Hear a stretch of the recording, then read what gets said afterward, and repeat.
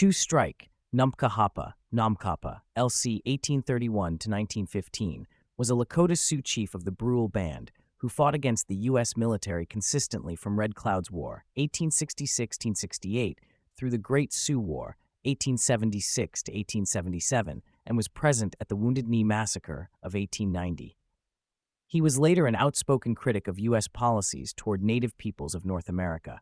He fought alongside Red Cloud, L. 1822 to 1909, Sioux Chief Spotted Tail, L. 1823 to 1881, Sitting Bull, LC 1837 to 1890, Crazy Horse, LC 1840 to 1877, Roman Nose, Cheyenne Warrior, LC 1830 to 1868, and other famous figures including the Cheyenne Chiefs. Morning Star, Dull Knife, LC 1810 to 1883, Little Wolf, LC 1820 to 1904, and Black Kettle, LC 1803 to 1868, but never received the same attention as his more famous contemporaries.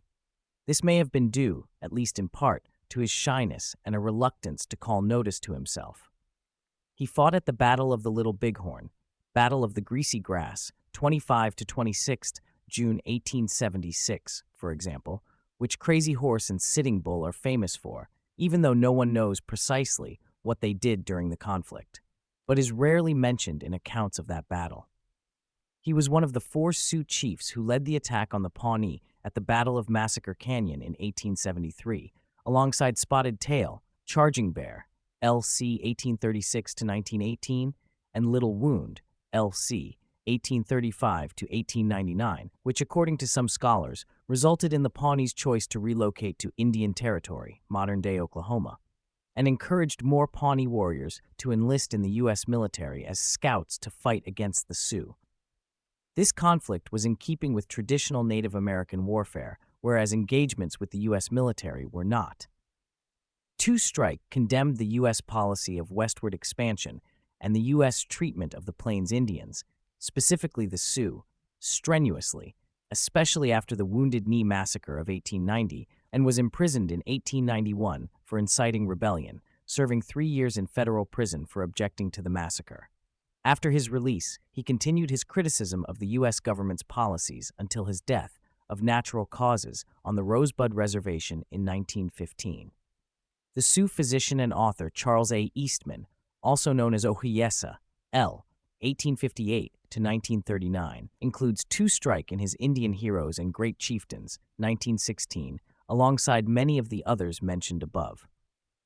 Eastman honors the shy spirit of Two Strike by focusing on stories of his youth, not on his military career. From the historical perspective, this is unfortunate, since Eastman knew Two Strike personally, and so could have, perhaps, persuaded him to share his perspective of events such as the Battle of the Little Bighorn or the Wounded Knee Massacre.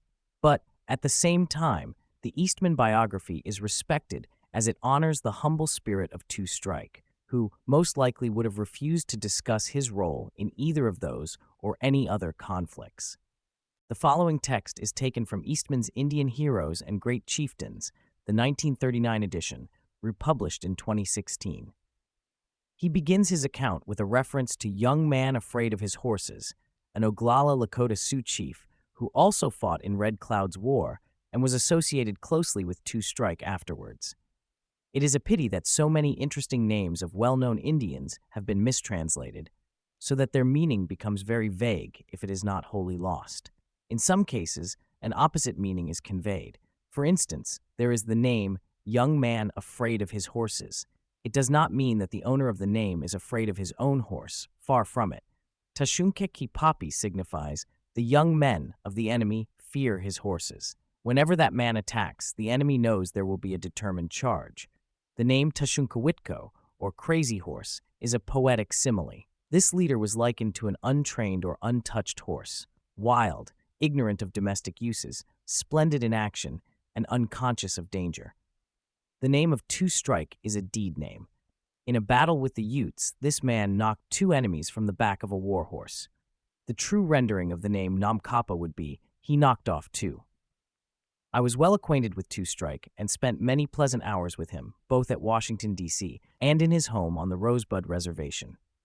What I have written is not all taken from his own mouth, because he was modest in talking about himself. but I had him vouch for the truth of the stories.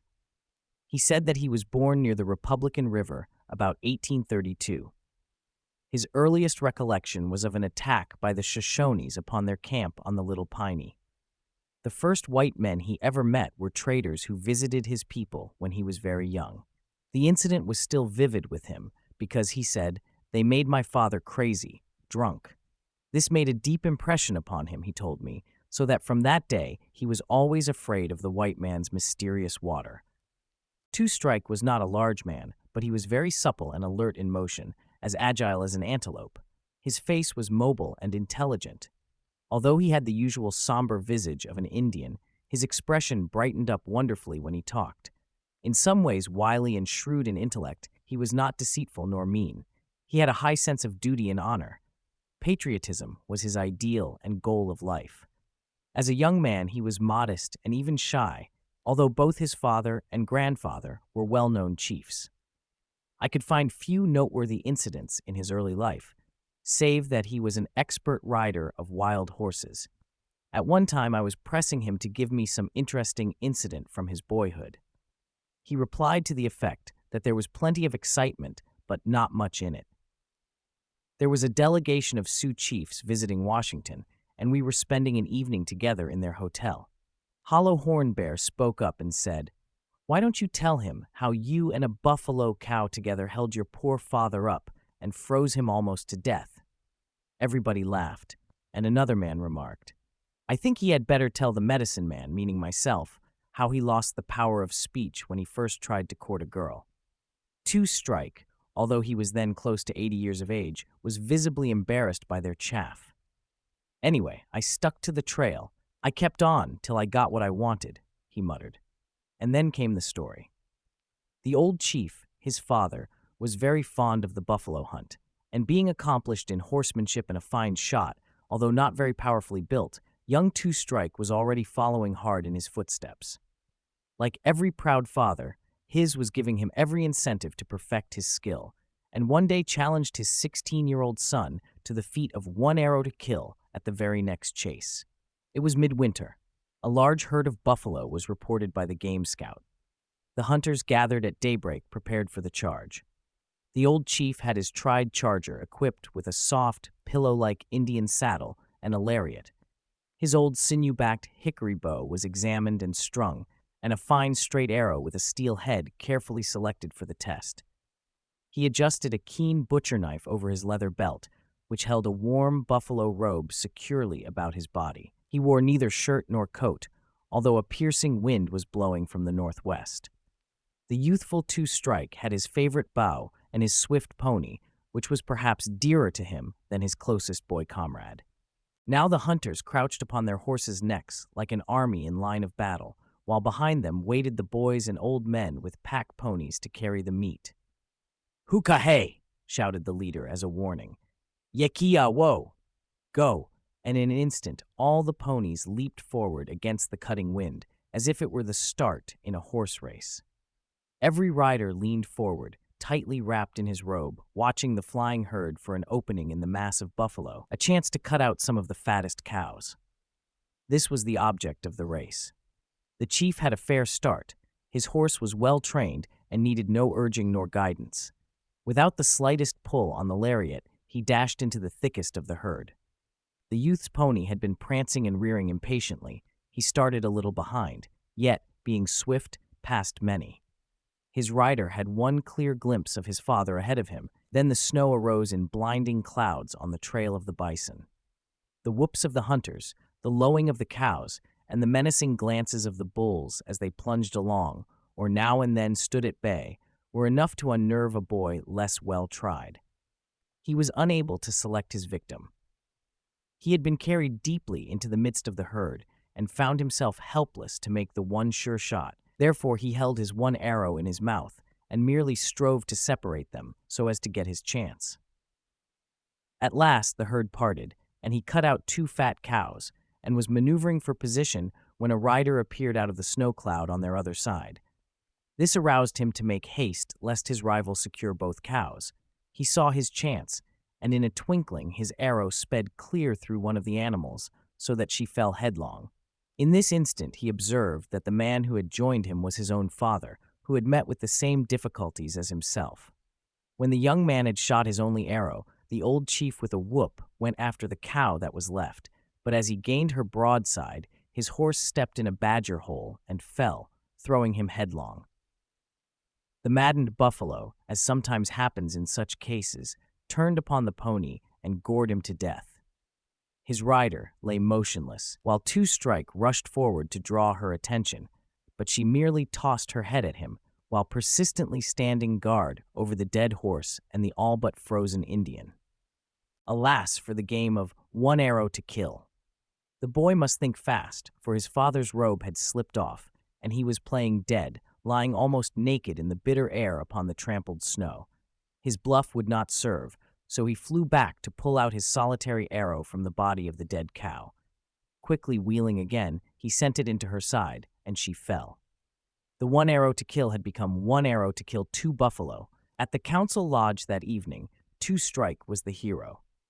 The following story is equally characteristic of him, and in explanation it should be said that in the good old days among the Sioux, a young man is not supposed to associate with girls until he is ready to take a wife. It was a rule with our young men, especially the honorable and well-born, to gain some reputation in the hunt and in war. The more difficult the feats achieved, the better, before even speaking to a young woman. Many lives were risked in the effort to establish a reputation along these lines.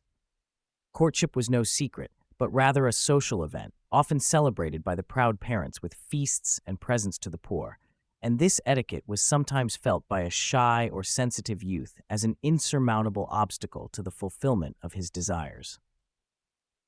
Two Strike was the son and grandson of a chief, but he could not claim any credit for the deeds of his forebears.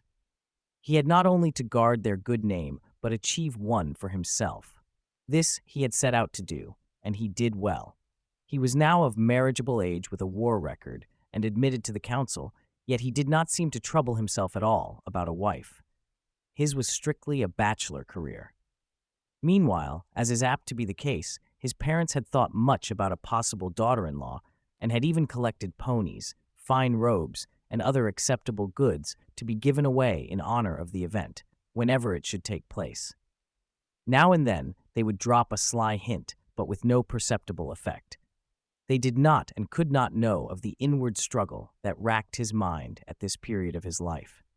The shy and modest young man was dying for a wife, yet could not bear even to think of speaking to a young woman. The fearless hunter of buffaloes, mountain lions, and grizzlies, the youth who had won his eagle feathers in a battle with the Utes, could not bring himself to take this tremendous step. At last, his father appealed to him directly. "My son," he declared, "it is your duty to take unto yourself a wife, in order that the honors won by your ancestors and by yourself may be handed down in the direct line. There are several eligible young women in our band whose parents have intimated a wish to have you for their son-in-law." Two Strike made no reply, but he was greatly disturbed. He had no wish to have the old folks select his bride, for if the truth were told, his choice was already made. He had simply lacked the courage to go a-courting. The next morning, after making an unusually careful toilet, he took his best horse and rode to a point overlooking the path by which the girls went for water. Here the young men were wont to take their stand, and, if fortunate, intercept the girl of their heart for a brief but fateful interview. Two Strike had determined to speak straight to the point, and as soon as he saw the pretty maid, he came forward boldly and placed himself in her way. A long moment passed. She glanced up at him shyly, but not without encouragement. His teeth fairly chattered with fright, and he could not say a word. She looked again, noted his strange looks, and believed him suddenly taken ill. He appeared to be suffering. At last, he feebly made signs for her to go on and leave him alone. The maiden was sympathetic, but as she did not know what else to do, she obeyed his request. The poor youth was so ashamed of his cowardice that he afterward admitted his first thought was to take his own life. He believed he had disgraced himself forever in the eyes of the only girl he had ever loved. However, he was determined to conquer his weakness and win her, which he did. The story came out many years after and was told with much enjoyment by the old men. Two-Strike was better known by his own people than by the whites, for he was individually a terror in battle rather than a leader. He achieved his honorable name in a skirmish with the Utes in Colorado. The Sioux regarded these people as their bravest enemies, and the outcome of the fight was for some time uncertain. First, the Sioux were forced to retreat, and then their opponents, and at the latter point, the horse of a certain Ute was shot under him. A friend came to his rescue and took him up behind him. Our hero overtook them in flight, raised his war club, and knocked both men off with one blow. He was a very old man when he died, only 2 or 3 years ago, on the Rosebud Reservation. Long, long ago, when the world was young and people had not come out yet, no flowers bloomed on the prairie. Only grasses and dull greenish-gray shrubs grew there, and it was the playground of the wind demon. Mother Earth felt very sad because her robe lacked brightness and beauty. "I have many beautiful flowers in my heart," Mother Earth said to herself. "I wish they were on my robe. Blue flowers like the clear sky in fair weather, white flowers like the snow of winter, brilliant yellow ones like the sun at midday, pink ones like the dawn of a spring day. All these are in my heart. I am sad when I look at my dull robe, all gray and brown." A sweet little pink flower heard Mother Earth sad talking. "Do not be sad, Mother Earth. I will go upon your robe and beautify it." So, the little pink flower came up from the heart of Mother Earth to beautify the prairies. But when the wind demon saw her, he growled, "I will not have that pretty flower on my playground." He rushed at her, shouting and roaring, and blew out her life.